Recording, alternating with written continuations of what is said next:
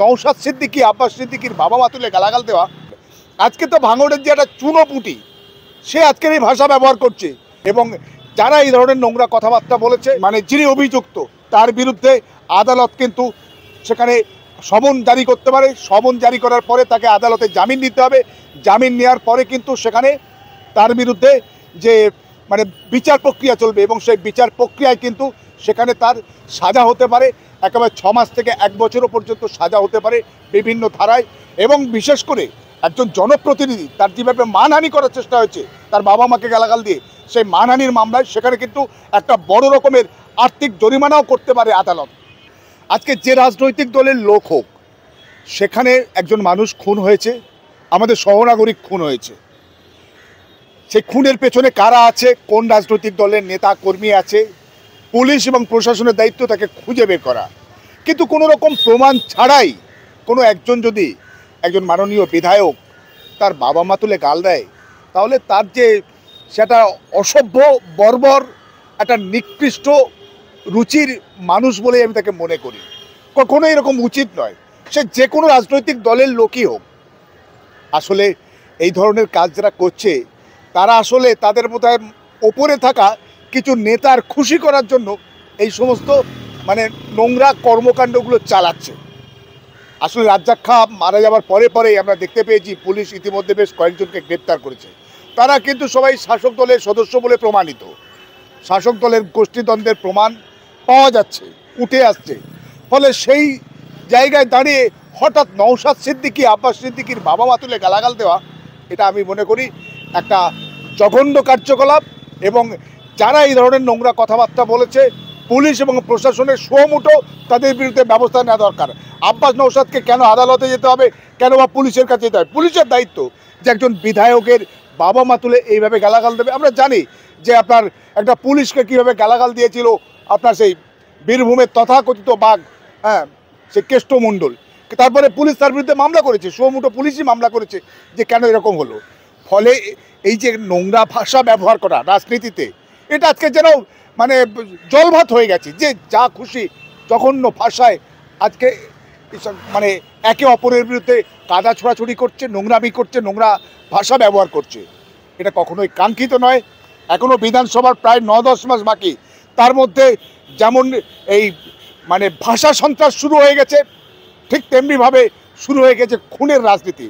এবং সেই চিরাচরিত যে নিয়ম সে বাম আমল থেকে হয়ে আসছে, মারবে মুসলমান মরবে মুসলমান, এটার কতদিন চলবে? এই বিধানসভা 26-এর আগে আর কত রক্ত ঝরবে? এখন আশঙ্কা হচ্ছে 9-10 মাস আগের থেকেই যদি এইভাবে শুরু হয়ে যায়, তাহলে সেই যখন বিধানসভা চলবে বা তার একেবারে শেষ মুহূর্তে বা ভোটের সময় আরও কত রক্ত ঝরবে।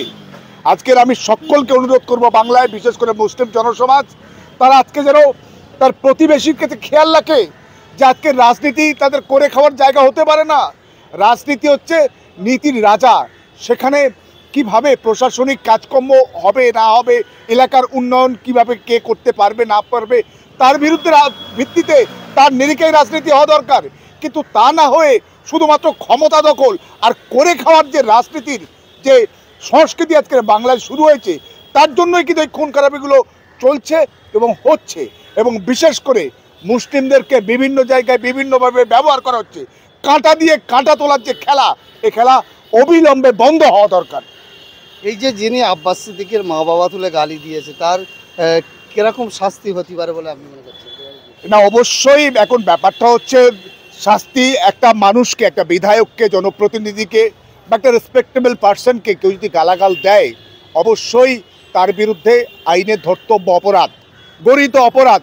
সেই অপরাধের সঠিক তদন্ত যদি হয় অবশ্যই সে সাজা পাবে।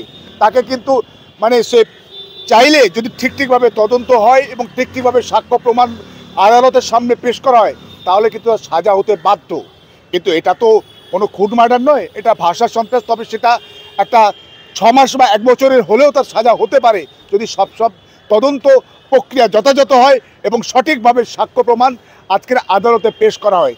এরকম যদি একটা 6 মাস বা 1 বছরে যদি কারাদণ্ড হয়, তাহলে দেখবেন যে রাজনীতির যে ভাষা সন্ত্রাস, যে দুমদার একটা যাকে খুশি মা বাবা তুলে গালাগাল দেব, এটা কিন্তু বন্ধ হওয়া দরকার।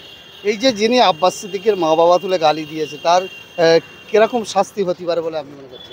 মানুষকে, একটা বিধায়ককে, জনপ্রতিনিধিকে বা একটা রেসপেক্টেবল পার্সনকে কেউ যদি গালাগাল দেয়, অবশ্যই তার বিরুদ্ধে আইনে ধর্তব্য অপরাধ, গরিত অপরাধ। সেই অপরাধের সঠিক তদন্ত যদি হয় অবশ্যই সে সাজা পাবে। তাকে কিন্তু সে চাইলে যদি ঠিকভাবে তদন্ত হয় এবং ঠিকভাবে সাক্ষ্য প্রমাণ আদালতের সামনে পেশ করা হয় তাহলে কিন্তু তার সাজা হতে বাধ্য। কিন্তু এটা তো কোনো খুন মার্ডার নয়, এটা ভাষা সন্ত্রাস। তবে সেটা একটা 6 মাস বা 1 বছরের হলেও তার সাজা হতে পারে যদি সব তদন্ত প্রক্রিয়া যথাযথ হয় এবং সঠিকভাবে সাক্ষ্য প্রমাণ আজকের আদালতে পেশ করা হয়।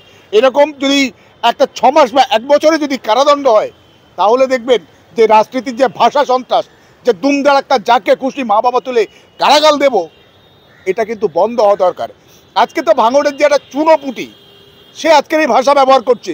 আর কেষ্ট মণ্ডলকে বলুন তো দেখি, অনুব্রত মণ্ডল বীরভূমের বাঘ নাকি, সে নাকি একটা জেলার সভাপতি ছিল একটা বড় রাজনৈতিক দলের। তো সে কি করে একজন পুলিশের আইসিকে যে ভাষা ব্যবহার করছে, এই ভাষা সন্ত্রাস, এই জঘন্য ভাষায় আজকে রাজনৈতিক চর্চা হচ্ছে। সবটাই হচ্ছে ক্ষমতা দখল এবং ক্ষমতাকে ঘিরে করে খাওয়ার রাজনীতি। আর এই শাসক দলের সঙ্গে লেগে গেছে যত দুষ্কৃতি, যত সমাজবিরোধী, যত রকম ভুল লোকগুলো, তারা সব সময় শাসক দলের সঙ্গেই থাকে। আজকে তৃণমূল কংগ্রেস পশ্চিমবঙ্গের শাসক দল, সেখানে ওই সমস্ত সমাজবিরোধীরা, সে সমস্ত ধান্দাবাজ, ধাপ্পাবাজ, গুন্ডা, মস্তান, তারা সব ঢুকে পড়েছে। তারা ঢুকেই কিন্তু শাসক দলকে বদনাম করছে এবং শাসক দলের আজকের কালিমা লিপ্ত করছে। তাই শাসক দলকেই কিন্তু এই সমস্ত ধান্দাবাজ, ধাপ্পাবাজ, চোর, চিটিংবাজ, গুন্ডা, মস্তানদেরকে সাইটে রাখা দরকার, কোনোভাবে সামনে আনা উচিত নয়। যদি সামনে তাদেরকে রাখে বা সামনে আনে তাহলে কিন্তু যেই রাজনৈতিক দল আনুক তাদের কিন্তু মুখ পুড়বে, তাদের কিন্তু সাধারণ মানুষের সমর্থন তাদের কিন্তু হারাতে বাধ্য হবে। আমরা দেখলাম যে নওশাদ সিদ্দিকী তিনি বলেছেন যে 24 ঘন্টার মধ্যে যদি না সেই ব্যক্তি ক্ষমা চেয়ে নেয় প্রকাশ্য, তার বিরুদ্ধে তিনি মামলা করবেন। 24 ঘন্টা অতিক্রম হয়ে গিয়েছে, তো যদি মামলা করে কি কি ধারায় মামলা হতে পারে?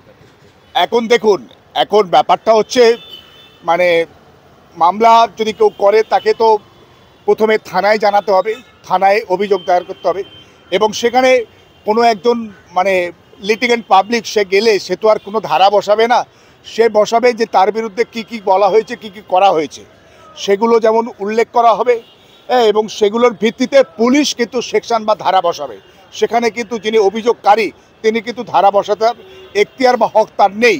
কিন্তু সেখানে যদি পুলিশ কোনো এফআইআর না করে, পুলিশ যদি এর বিরুদ্ধে কোনো সেটাকে ধর্তব্য অপরাধ হিসাবে গ্রাহ্য না করে, তাহলে কিন্তু যে কোনো অভিযোগকারী সরাসরি কিন্তু আদালতে অভিযোগ দায়ের করতে পারে এবং সেখানে কিন্তু যে কোন কোন ধারায় তিনি অভিযোগ জানাচ্ছেন সেগুলো উল্লেখ করতে পারে এবং তার ভিত্তিতেই কিন্তু আপনার যিনি অভিযুক্ত তার বিরুদ্ধে আদালত কিন্তু সেখানে সমন জারি করতে পারে। সমন জারি করার পরে তাকে আদালতে জামিন নিতে হবে।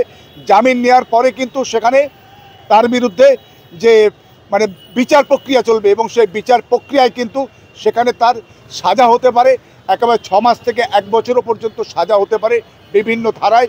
এবং বিশেষ করে একজন জনপ্রতিনিধি তার যেভাবে মানহানি করার চেষ্টা হয়েছে তার বাবা মাকে গালাগাল দিয়ে, সেই মানহানির মামলায় সেখানে কিন্তু একটা বড় রকমের আর্থিক জরিমানাও করতে পারে আদালত।